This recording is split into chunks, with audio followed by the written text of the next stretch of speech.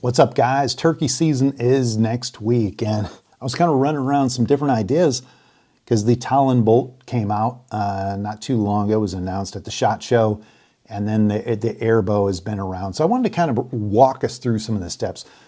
These Airbows, Talon bolts, all this air powered for archery type situation, kind of compare it against archery, the foot-pounds of energy and what you can expect, and then the reality of the situation as we get down this list of actually trying to hunt with it. So let's go down memory lane for a little bit for you guys that are not familiar with archery. And if you're curious, like, is the Talon bolt or the Airbow powerful enough? And kind of give you a little story. In 1994, hunting deer, I had a recurve, about 43 foot-pounds or 43-pound draw. And it was shooting a 400 grain, roughly 156 feet per second. And about 20 yards out, I had a clean pass through on a deer, just in and out and stuck in the dirt behind the deer. Deer goes running off, blood everywhere, and is just kind of amazed because I've got a little bit of history with archery where everybody's saying you need all this power, and once you get to the reality of the situation, you don't need that much for archery. It does not really kill by kinetic energy. It's massive blood loss. So this bow, this 43-pound recurve draw bow, puts out about 30 foot-pounds of energy right a couple feet away from you, and passed right through 100 and some pound deer. And that's kind of the story of the recurves. They go from the foot-pounds of energy for recurves are roughly, 30, 20 to 60 or something like that. And then you have your compounds. They've gone through massive changes, but in the last 10 years, they haven't changed that much. Their top speed is right around 350 to 370 feet per second. So anywhere from, let's say, 20 to 90 foot-pounds of energy or something along those lines.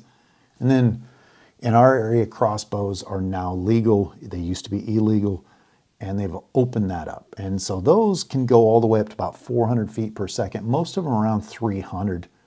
And the kinetic energy is like 100 foot-pounds of energy or something like that. And again, super fast. And then we get to the Talon bolt and the Airbow. The Airbow shoots right around 400 feet per second at 160 foot-pounds of energy. That is...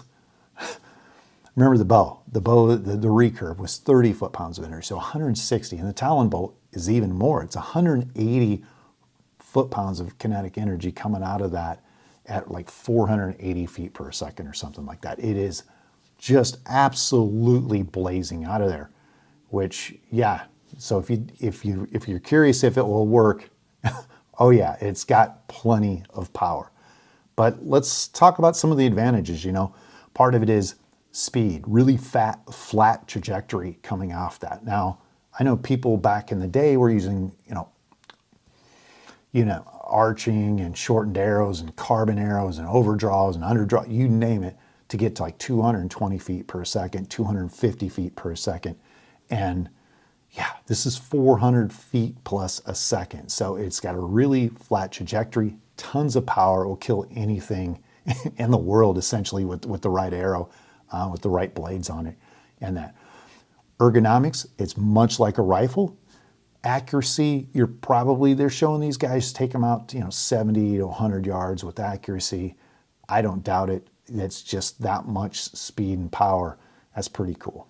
So there's a lot of advantages this over archery. So it's kind of like, to me, if you look at it, somewhere a little bit better than a crossbow, but maybe less than a shotgun as far as, you can get away with a lot of sloppy stuff with a shotgun, versus this needs to be specific pinpoint accuracy.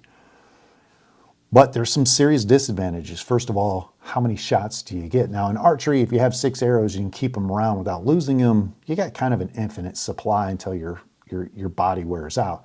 And same thing with crossbows.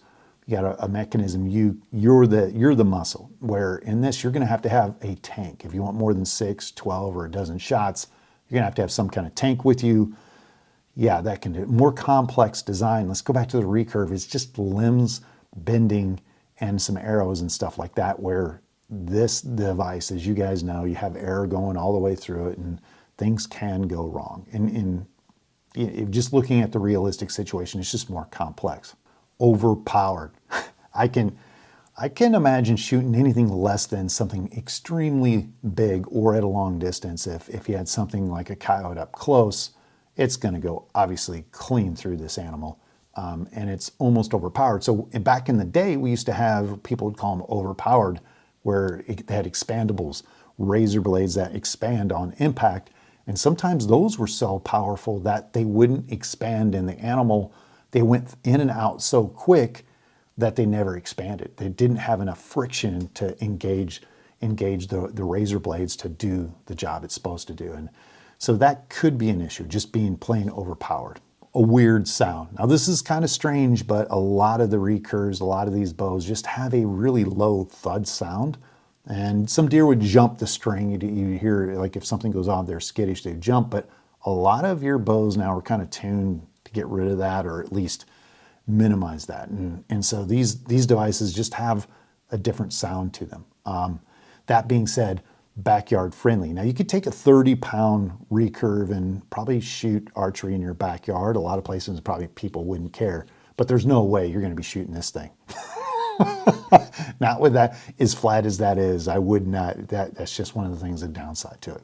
Lastly, legal. Sadly, this is the reality of it. I called Game and Parks because I went out on the maps, I went out on the websites, looked at the Airbow legalized and the Talon bolt, and just trying to find this, because some of the areas it says, oh yeah, you can hunt this animal or this, but in reality, I think there's 13 states that allow people to hunt with the Airbow and the Talon bolt and stuff like that. There's a lot that do not. And then it depends on what animals, which I need clarification just in air gunning in general, because after talking with the state of Nebraska game management, they indicated that there's nothing as far as rifles, pellets, and bows, anything that air driven, that you can't shoot a turkey, you can't shoot a deer, anything really upland game, pheasants and quail. So it's all pretty much pest driven, ducks, all that stuff is off limits.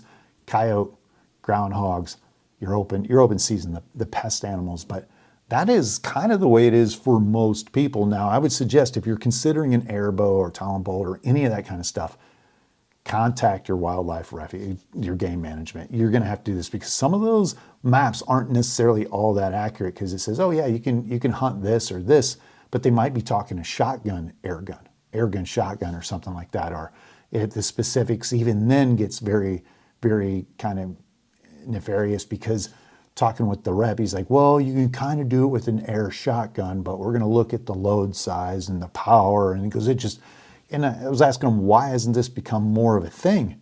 And he's like, well, you just have to draw the line somewhere. We'd have to update all of our management books and our websites to kind of delineate everything, what's expected, and the foot-pounds of energy and things. Then we'd have guys out there with daisies trying to take down deer. And he goes, it's just going to get too confusing for people right now. And I can kind of agree with it. I think it's a little bit on the lackadaisical side, but it goes, and he indicated, us air gunners, we're in the minority on this, and it's just, there's not enough people in many of the states to take it serious as a way of hunting and to revamp all their website data and their literature on what's legal to hunt and how. So there you go, the down and dirty of it, Airbows, all that other stuff. Talon bolt, kind of fun, but after looking at this, I decided, turkey season's coming up. I might purchase, actually have on the way, a Raven R18 crossbow. I wanted to do some turkey hunting, do some things. So that's kind of what I have. Not sure how it's going to work out. I like archery and that kind of stuff as well. I wish air gunning was a little bit more friendly in that area to be able to use it in every instance, but unfortunately that's not the case, and I suggest you guys look into it as well. So there you guys have it. Comments, questions below, and hopefully I'll see you next week.